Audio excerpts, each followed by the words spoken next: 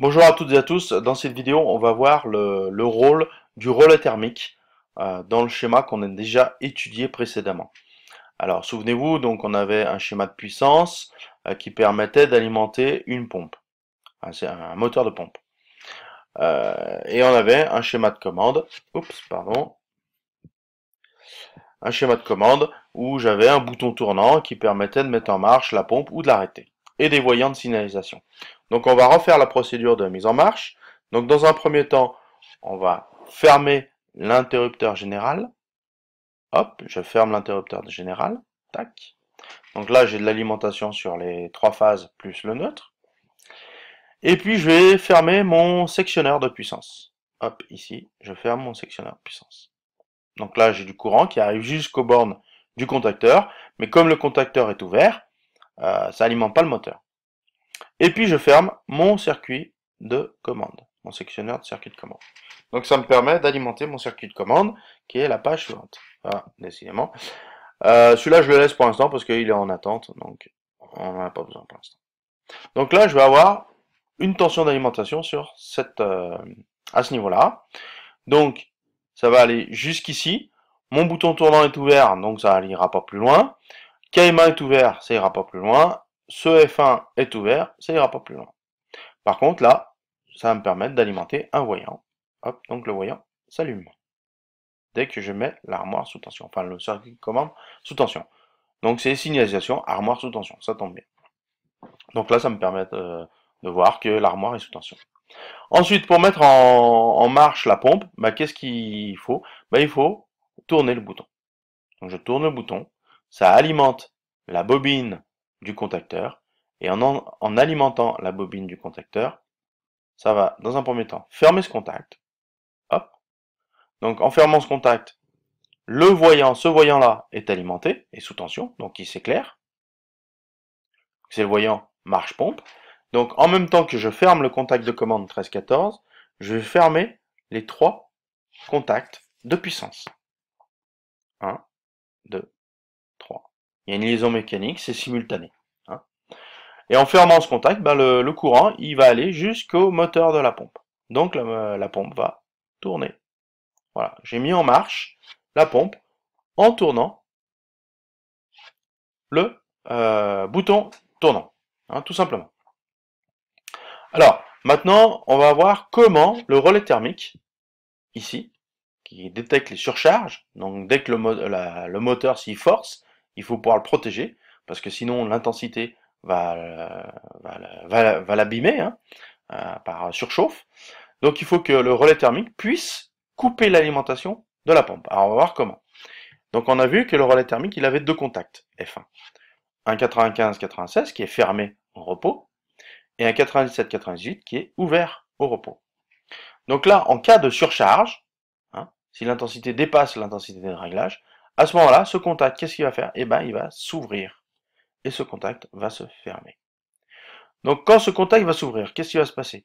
Ça va désalimenter la bobine de KM1. Elle va être désalimentée. Donc ce contact, il s'ouvre, puisqu'il y a un ressort de rappel qui permet de le remettre en position en repos ouvert. Et donc ce voyant s'éteint. Donc ça c'est au niveau de la commande. Au niveau de la puissance, c'est ces contacts qui vont s'ouvrir. Pareil, ils ont un ressort de rappel qui va les remettre en position ouverte. Donc ça va désalimenter la pompe. Donc la pompe s'arrête. Donc voilà comment le relais thermique, ici, avec un contact, il faut que ce contact soit situé sur la ligne de commande de la bobine de KM1. Il ne faut pas qu'il soit ailleurs, sinon ça sert à rien. Il faut qu'il désalimente cette bobine pour pouvoir couper, en cas de défaut, le fonctionnement du moteur de la pompe. Alors, donc ça, on a vu que ça donc ça éteignait la signalisation marche-pompe, donc ça c'est normal. Et puis, alors, le deuxième contact, à quoi sert-il? Donc lui, il s'est fermé, et donc il va alimenter un voyant. Ce voyant, c'est un voyant défaut. Donc l'opérateur, quand il verra que ce voyant est allumé, il saura qu'il y a un défaut sur la pompe. Parce que la pompe, elle peut être très éloignée, donc il ne peut ne pas l'entendre. Donc ça permet de savoir que la pompe n'est pas en fonctionnement. Voilà. Voilà comment le relais thermique, alors on peut mettre un voyant, on peut mettre une sirène, on peut mettre n'importe quoi, hein, y a pas de souci. Comment le relais thermique peut agir sur le schéma de commande pour pouvoir couper le moteur de la pompe. Pardon. Voilà. Alors, on va parler d'autre chose dont on n'avait pas eu le temps de parler dans la dernière vidéo, c'est ces marquages-là. À quoi servent-ils ces marquages? Alors, ça, c'est KMA, on l'a vu, c'était la bobine du contacteur. Sur cette bobine, j'ai 3 contacts de puissance. 1, 2, 3. C'est 3 contacts de puissance. Et j'ai un contact de commande. Hein, souvenez-vous. Hop. Ça, c'est le relais thermique, le contacteur moteur, mes 3 contacts de puissance et un contact de commande. Donc tout ça, ils sont ouverts au repos. Et dès que la bobine est alimentée, ils se ferment. Et le ressort de rappel va les décoller, hein, va les ouvrir dès que la bobine n'est plus alimentée. Hein, c'est une force électromagnétique supérieure à la force de rappel des ressorts. Alors, en fait, ce marquage, ça permet de repérer où se trouvent ces contacts, les contacts de puissance et les contacts de commande. On voit que le contact de commande, qu'est-ce que c'est marqué?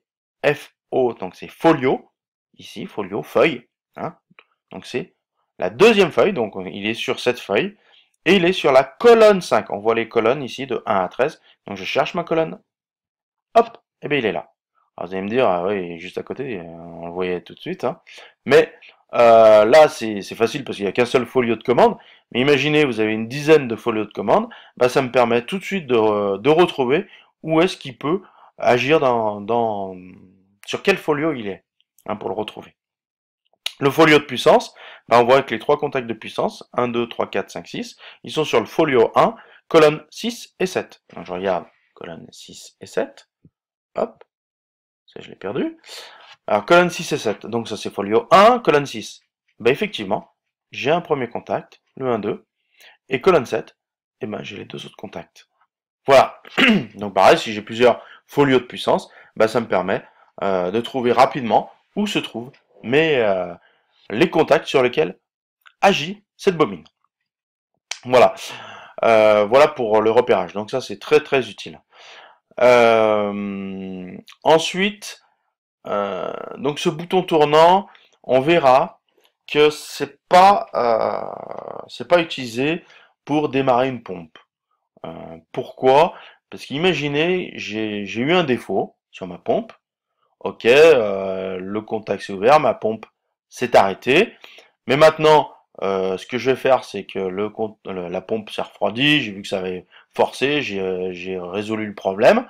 Maintenant, ce que je vais faire, c'est que je vais acquitter le défaut. Alors, hop, comment on acquitte le défaut? Eh ben, je vais reprendre mon relais thermique. Voilà.